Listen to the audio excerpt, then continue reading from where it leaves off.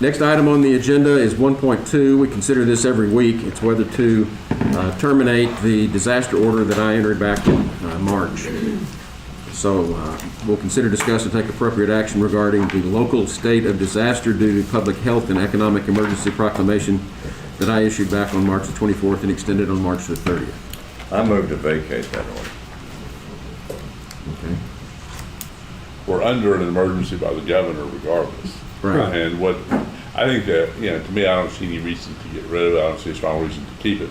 I think one reason to keep it is a perception. I think there still is a risk, and I think the public perception may be the fact that we don't need to, that they can relax more. And I think people do need to be careful in sanitization, washing their hands. I don't know how you could emphasize that more in any way, one iota more than it already has been, to anything this court can do.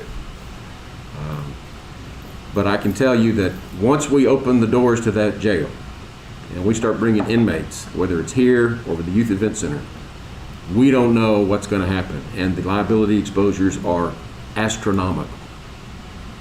Just saying. So it is not a time to let our guard down. Pardon? You're saying the county would be held responsible for a pandemic if a prisoner got somebody sick? They got federal lawsuits filed right now in Colorado. They hadn't won any. Huh? Hadn't won any. They got an injunction.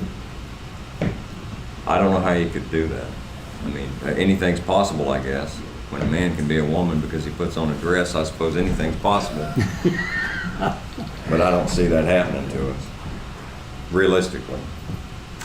When we start taking vulnerable populations in that jail and subjecting them to potentially positive COVID-19 inmates, then yes, we'll be liable for the medical care to take care of those people. And the estimates are, I'm telling you, off the charts. Well, are you talking about the jail or are you talking about courts? I'm talking about both. When we start moving them, our jail population has been stagnant. We don't have any positive cases in the jail.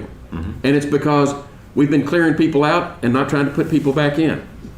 There are a lot of arrests that are going on right now, but if we have an outbreak in that jail, when we start moving these people back and forth, it could blow up on us. I'm just saying.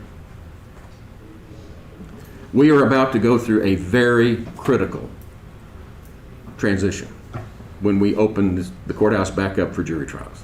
We've been jumping through hoops since this started. Oh yeah. And it has. We've prepared for a tornado, and we got high winds.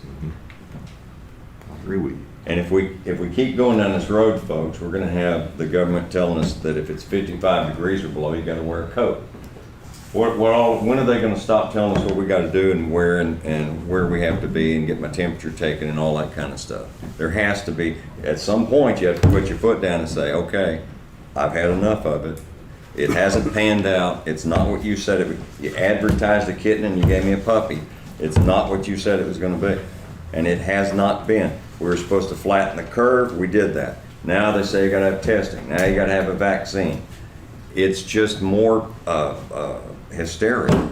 And I don't want us to be seen as playing into that. I'm not going to play into it. I'm not going to be a party to it. And what the sheriff does at the jail all the time is to protect those prisoners, and he has to make sure that they're healthy. He's charged by the state of Texas to do that. I don't know how he'd do any more than what he's doing now. He takes care of their dental and their mental and everything else, everything in between. So I don't know how does this pose. I know it's an inconvenience, but how is this different than anything else you have to take care of? It's major. In what way? And it needs to be discussed in executive session. All right. Okay, so the motion fails for lack of a second. Let's move on to item 1.3. Consider, discuss, and take appropriate action regarding Kerr County Memorial Day.